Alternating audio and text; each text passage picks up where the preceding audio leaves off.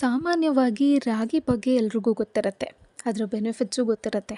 ಆದರೆ ರಾಗಿ ತೆನೆ ಅದು ಅಷ್ಟೊಂದು ಯಾರಿಗೂ ಗೊತ್ತಿಲ್ಲ.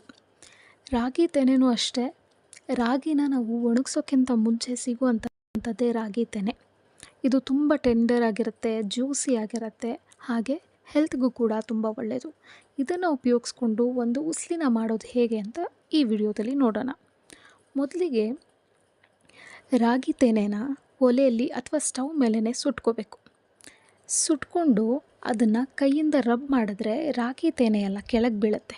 ಸೊ ಆ ತೆನೆನೆಲ್ಲ ಕಲೆಕ್ಟ್ ಮಾಡಿ ಕ್ಲೀನ್ ಮಾಡಿಕೊಂಡು ಒಂದು ಬಟ್ಲಿಗೆ ರಾಗಿ ತೆನೆ, ಕಡಲೆ ಬೀಜ, ಹುರುಗಡ್ಲೆ, ತೆಂಗಿನ ತುರಿ, ಸಕ್ಕರೆ, ಎಳ್ಳು ಇಷ್ಟನ್ನು ಹಾಕಿ ಮಿಕ್ಸ್ ಮಾಡಿದ್ರೆ ರಾಗಿ ತೆನೆ ಉಸ್ಲಿ ರೆಡಿ.